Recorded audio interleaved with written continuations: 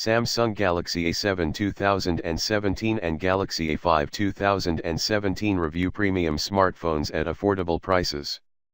The Samsung Galaxy A7 2017 and Galaxy A5 2017 are a couple of refined Galaxy S7 smartphones for the masses.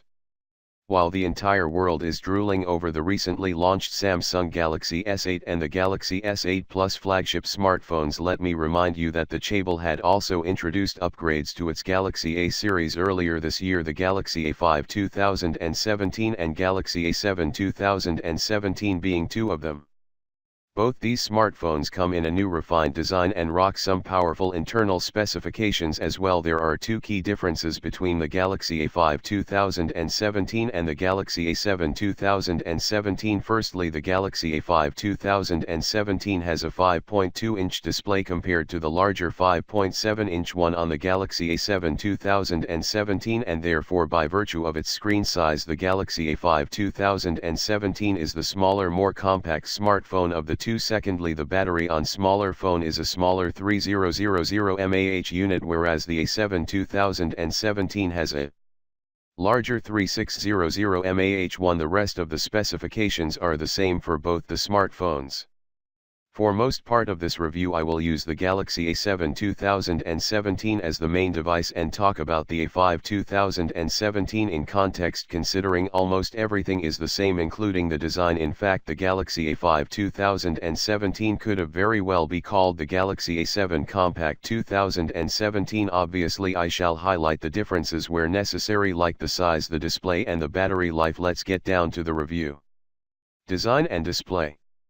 Both the Galaxy A7 2017 and the Galaxy A5 2017 resemble the Galaxy S7's review design with their curved glass unibodies, metal edges and rounded corners, which is not necessarily a bad thing. The glass curves neatly blend into the metal edges from the rear and the front in black. The phones look stealthy and absolutely sexy. In all honesty, the duo look and feel like expensive flagship smartphones right from the outset, but do note the glass body is susceptible to scratches, scuffs and fingerprints.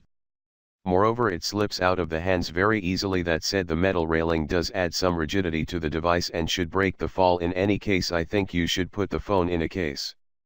Thanks to the Galaxy A7 2017 larger 5.7-inch display size compared to its predecessor's 5.5-inch screen, the phone is now a tad thicker, taller, wider and heavier. So is the case with the Galaxy A5 2017 when compared to the Galaxy A5 2016. However, in daily use I rarely notice the increase in weight because it is evenly distributed across the devices. I actually like the additional girth in a phone because then I feel like I am holding a substantial device and not just a flimsy. It goes without saying that the Galaxy A5 2017 is easier to handle of the two thanks to its more compact size. Furthermore, the physical buttons for volume up-down functions and power placed on the left edge and right edge respectively are properly raised and provide a great tactical feedback. The fingerprint scanner lies on the home button below the display. I found it to be iffy and not one of the most responsive ones out there.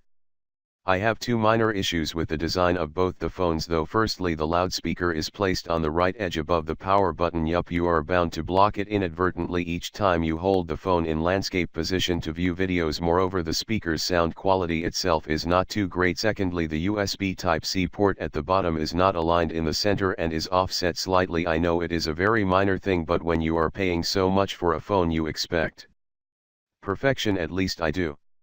One important thing to note is that both the phones have IP68 certification for protection against light dust particles and are waterproof in depths of up to 1.5 meters for 30 minutes. This is a cool addition because it is not easy to find waterproofing in smartphones in this price range. Another thing I like about the design is that Samsung provides two separate trays, one for the primary SIM card and the other for the second SIM and a micro SD card. I am glad Samsung doesn't believe in going with hybrid slot for the memory card. Like I mentioned before, The Galaxy A7 2017 has a 5.7-inch display, whereas the smaller sibling has a 5.2-inch display. Both these displays use Super AMOLED panel, offer full HD resolution, and are protected by Corning's Gorilla Glass 4. Evidently, the Galaxy A5 2017 offers a higher pixel density of 424 ppi compared to 386 ppi on the Galaxy A7 2017 in daily usage, though the naked eye cannot really spot the difference. The one difference I noticed in the default color temperature of the two displays is that the Galaxy A5 2017 has a neutral tone when compared to the Galaxy A7 2017 warmer temperature. You can also use Samsung's inbuilt screen mode, which can be found in the Settings app, to tune the color temperature according to your preference. Samsung gives you the option to toggle between display modes like Adaptive Display, AMOLED Cinema, AMOLED Photo, and Basic. I preferred the Adaptive Display setting the most because it offers a good amount of pop to the colors. The display itself can get adequately bright, and I had no issue whatsoever viewing it under harsh sunlight. The phones also carry forward the always-on feature from the Samsung Galaxy S7. You can choose to keep a clock or two or more on the display, any predefined background, or a calendar. The notifications shown on the display are actionable, and double-clicking any specific notification directly jumps into the app. Software. Samsung's Grace UX makes a comeback in both the smartphones, but the core software is still Android 6.0 Marshmallow and not Nougat, which is definitely a downer in Grace UX. Samsung does a very good job of hiding all the extraneous features of the software and bringing it up only when necessary. Nothing is in your face anymore. What this means is that by default you get a clean look with home screens, an app drawer, and the briefing panel, which is nothing but a Flipboard-powered collection of news articles that can be invoked by sliding left from the first home screen. You get a plethora of third-party apps, including the entire suite of Microsoft's Office apps, but thankfully all the apps can be uninstalled. The UX has a few additional features like split-screen apps, windowed apps, a dedicated app called Game Launcher that lets you capture screenshots and record video, among other things, gesture-based controls, and many more. The software is loaded with more than you can ask for, really. The most unique and cool addition to the new Samsung A series phones is the support for Samsung Pay. I can't emphasize enough on how awesome and liberating it feels to use your phone as a credit debit card at retail stores. I really like how the company has seamlessly integrated Samsung Pay and made it work with the ubiquitous point-of-sale POS terminals. Camera.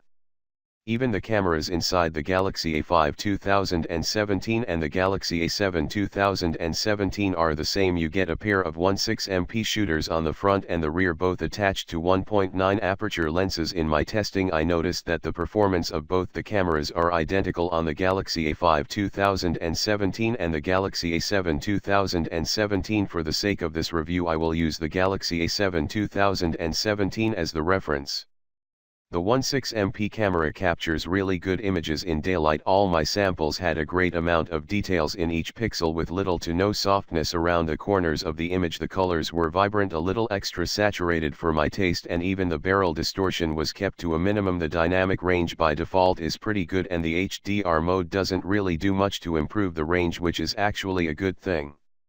The camera software can also autofocus on the subject really fast. The shot-to-shot time is pretty good thanks to the 1.9 aperture. You also get a decent amount of depth. Take a look at the image with the LED bulb in the gallery below. You will see a nice bokeh effect in the background. Having said that, the low light performance is not too great, and that is what separates the cameras on the Galaxy A5 2017 and the Galaxy A7 2017 from the wonderful cameras on the Galaxy S7. Galaxy S7 Edge review.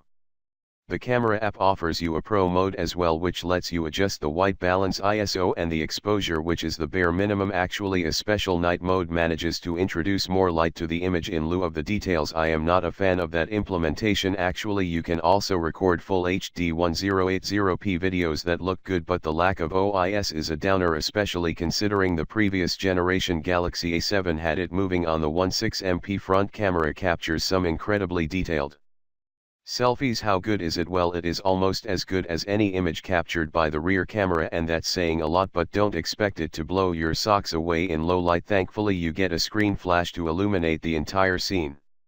Overall, I am mighty impressed by what Samsung has achieved with the cameras on both the smartphones. If only the rear camera had OIS. Performance and battery.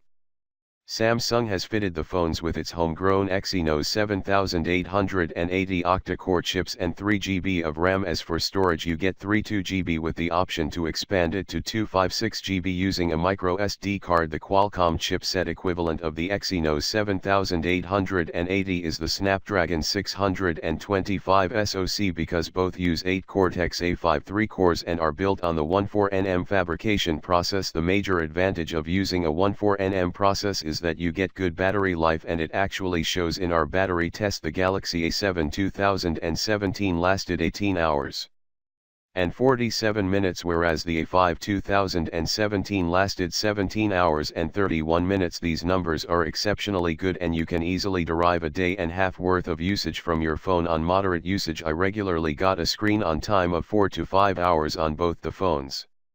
During my review period, I rarely faced any stutter while using the phones, and you won't either in daily usage. As far as gaming is concerned, you will actually notice that both the phones offer a far more stable and better performance when compared with the Snapdragon 625. Directly, I played Modern Combat 5 and Asphalt 8 without any lags whatsoever. The phones, especially the Galaxy A7 2017, thanks to the bigger screen estate, are also great for watching videos, mainly due to the deep blacks offered by the Super AMOLED screen. Even the sound quality offered by the earphones is top-notch. As is the case with most Samsung phones, the call quality is reliable and exceptional as well. You also get an extra volume setting while in a phone call in case the caller is not adequately audible. It works like a charm. During my testing period, I did notice a minor issue while switching back from the flight mode. The Galaxy A7 2017 would actually take ages to latch onto a network in automatic search mode for some reason.